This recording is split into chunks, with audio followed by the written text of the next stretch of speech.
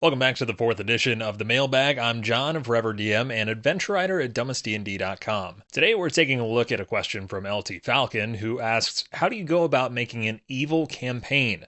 My party wants to be evil for a change and not the heroes. If you've run an evil campaign in the past, toss some of the pros and cons in the comments below.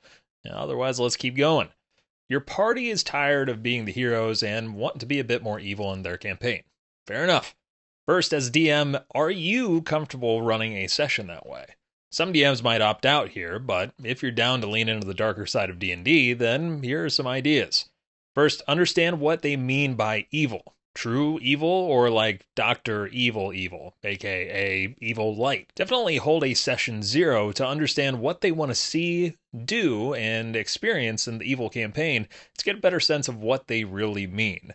Last thing you want to do is dive too deep into the evil side and really miss the mark. Once you've got a solid understanding of what the party wants, you can begin to craft the campaign. An easy route to take is to take a module outline and reverse the roles. Think of Tomb of Annihilation, for example.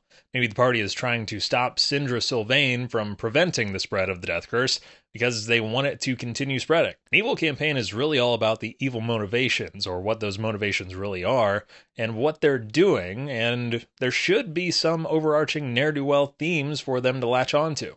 Maybe they're in the Mafia, or some sort of Sopranos-style event, and it's about expanding their empire. Or maybe they're the Heisenbergs of the Forgotten Realm, and they're pushing those blue potions on everyone. You could even run a Lord of the Rings style adventure where you are Saruman and company attempting to rebuild an army for a Dark Lord of some kind. Whatever it is, the motivation itself should be inherently evil aligned, so the setup needs to be that way as well.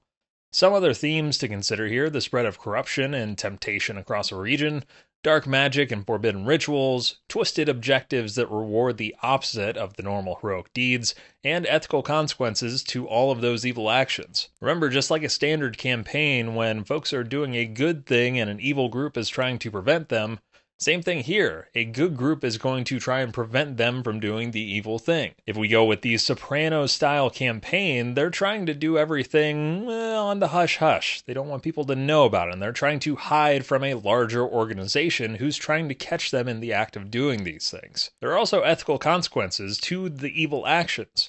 The world will still react to the cruelty and evil of the party, so be sure to imprint that upon them early. Still plenty of room for moral ambiguity, but the party will trend toward the more nefarious outcomes. For antagonists, you'll likely have lawful good NPCs trying to thwart their plans, so paladins, clerics, town guards, bounty hunters, etc. will all be on the lookout for these evildoers.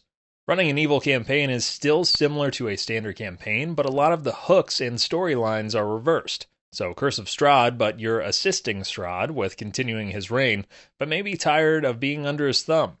You could even have a whole campaign built around dungeon maintenance, and the party attempting to hire underlings and contractors to enhance the dungeon to keep out rogue bands of adventurers.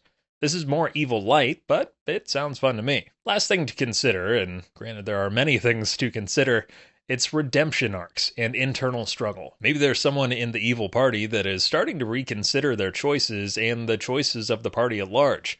What happens if they go against what the party wants to do? Could make for some great role-playing depending on the group, and might even lead to some PvP.